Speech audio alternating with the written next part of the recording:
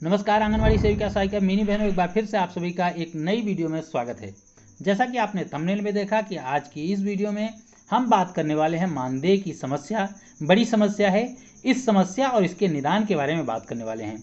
जैसा कि आप सभी आंगनवाड़ी बहनें जानती हैं कि मानदेय की जो समस्या है पूरी तरह से आंगनवाड़ी बहनों के साथ चिपक चुकी है। सरकारें इसे दूर नहीं करना चाहते, इसके बारे में सुनना नहीं चाहते और बहनों को भी इसकी आदत लग चुकी है। इन समस्याओं के साथ जीने की आदत हो चुकी है। लेकिन आज की यह वीडियो आपको इस समस्या से मुक्ति दिलाने में काफ़ी हद तक सहायक होगी। आज की इस वीडियो में हम मानदेय किस वजह से रुका रह जाता है, किस कारण की वजह से मानदेय नहीं आ रहा है, पहले तो उन समस्याओं के बारे में बात करेंगे कि किसकी वजह से, किस कारण की वजह से मानदेय नहीं आ रहा है। उसके बाद इन कारणों के निदान के बारे में भी आपको जानकारी देंगे। आपको बताएंगे कि आपको क्या करना चाहिए कि आपकी जो ये समस्या है दूर हो सके और आपका मानदेय रेगुलर आ सके। तो पूरी वीडियो ध्यान से लास्ट तक देखिएगा, क्योंकि आज की यह वीडियो आपके लिए बहुत ही ज़्यादा काम की होने वाली है। अगर आप एक आंगनवाड़ी कार्यकर्ता हैं तो यह वीडियो आपके बहुत ही ज़्यादा काम की होने वाली है। तो वीडियो को प्लीज़ लास्ट तक जरूर देखिएगा, अपने फायदे के लिए लास्ट तक जरूर देखिएगा। मानदेय न आने की जो प्रॉब्लम है इसको दो भागों में बांटा जा सकता है। पहली प्रॉब्लम ये है कि या तो पूरे के पूरे राज्य की जितने भी आंगनवाड़ी सेविका सहायिका मिनी बहनें हैं, किसी का भी मानदेय नहीं आता। दूसरे प्रकार की समस्या यह है कि ये किसी परियोजना में या फिर किसी एक स्पेशल आंगनवाड़ी कार्यकर्ती का मानदेय नहीं आता, या फिर पूरे परियोजना में किसी का मानदेय नहीं आता। दोनों प्रकार की समस्याएं हैं। अगर पूरे राज्य का ही मानदेय नहीं आ रहा है तो इसमें तो पूरी की पूरी जो गलती है वो सरकार की कमी है। सरकार की तरफ से ही मानदेय नहीं भेजा जाता, जिसकी वजह से पूरे राज्य की आंगनवाड़ी बहनों का मानदेय नहीं आता। लेकिन जब कुछ लोगों का मानदेय नहीं आता तो वो कमी सरकार की नहीं होती, बल्कि आपके अपने विभाग की कमी होती है।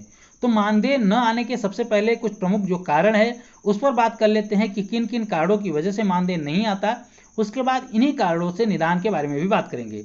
तो पहला जो प्रमुख कारण यह है कि अगर आपका जो सुपरवाइजर है, आपकी जो सुपरवाइजर हैं, वो आपकी रिपोर्ट ऊपर जो उच्च अधिकारी होते हैं वहां तक सही से नहीं भेजती, आपका रिपोर्ट गलत भेज देती हैं, इसकी वजह से आपका मानदेय नहीं आता। सबसे प्रमुख और मेन कारण यही है। इसकी वजह से आपका मानदेय किसी स्पेशली एक या दो चार आंगनवाड़ी कार्यकर्तियों का मानदेय नहीं आता। तो इसका एक कारण यह होता है कि आपकी जो रिपोर्ट है, सुपरवाइजर के द्वारा जो रिपोर्ट आगे भेजी जाती है वो रिपोर्ट सही से नहीं भेजी गई। दूसरा कारण यह भी है कि आपका जो बैंक अकाउंट है, जो बैंक अकाउंट यानी कि खाता नंबर है, वो सही तरीके से लिंक नहीं है। सही खाता नंबर लिंक नहीं होगा या फिर सही रूप से लिंक नहीं होगा तो आपका मानदेय इसकी वजह से भी रुका रह जाता है। इसके अलावा एक कारण और भी है कि आज के समय में बहुत ही ज़्यादा कई बैंक ऐसे हैं जो एक दूसरे में मर्ज हो रहे हैं। एक बैंक दूसरे बैंक के साथ ज्वाइंट हो जाता है, जिसकी वजह से खाता नंबर चेंज हो जाता है।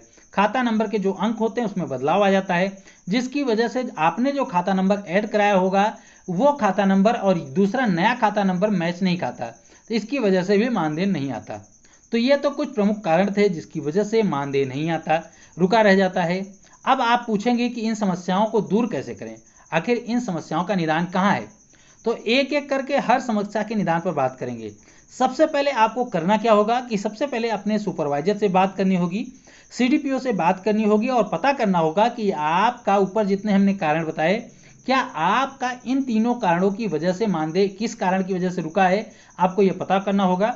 अगर इन तीनों में से कोई भी कारण नहीं है तो उसके बारे में हम लास्ट में वीडियो में बताएंगे। पहले इन तीनों कारणों के बारे में हम बता दें, इनमें से आप पता करिएगा कि कौन से कारण की वजह से आपका मानदेय नहीं आता। उसके बाद जो पहला कारण हमने बताया कि सुपरवाइजर जो होती हैं आपका रिपोर्ट सही तरीके से नहीं भेजती, तो इसके लिए सीधा सीधा एक ही सुझाव है आप लोगों से कि आप अपने सुपरवाइजर से मिल बन के रहें, अच्छा व्यवहार रखें, ताकि जो आपकी रिपोर्ट है वह सही सही आगे भेजी जाए और आपका मानदेय लगातार आता रहे। दूसरा कारण बैंक अकाउंट लिंक नहीं है। इसके लिए भी आपको अपने सुपरवाइजर या फिर अपने सीडीपीओ वगैरह से मिलना होगा, मिलके बात करना होगा। इसके बाद जो आपका बैंक अकाउंट है, बैंक खाता नंबर है, उसको सही से लिंक करवाना होगा। इसके बाद अगर इसकी वजह से आपका मानदेय रुका होगा तो निश्चित रूप से आपका जो मानदेय है वो आने लगेगा। उसके बाद हमने आपको बताया कि बैंक जो है, आजकल बैंक क्या होते हैं, मर्ज हो जाते हैं। मर्ज होने का मतलब एक बैंक दूसरे बैंक के साथ कॉन्टेक्ट हो जाते हैं, एक साथ हो जाते हैं, दोनों बैंक को मिलाकर एक बैंक हो जाता है और दोनों बैंकों के जितने भी खाता धारक होते हैं उनके जो खाता संख्या होती है वो चेंज हो जाती है। तो आपको इसके लिए क्या करना होगा, सबसे पहले अपने बैंक में जाना होगा। उसके बाद आपको अपना सही खाता नंबर चेक करना होगा, पता करना होगा। उसके बाद फिर से आपको सीडीपीओ या फिर सुपरवाइजर से मिलकर अपने बैंक अकाउंट को, सही बैंक अकाउंट को, जो नया खाता नंबर है उसको सही से ऐड कराना होगा। उसके बाद अगर इसकी वजह से आपका प्रॉब्लम होगा, मानदेय रुका होगा, तो निश्चित रूप से आपका मानदेय आने लगेगा।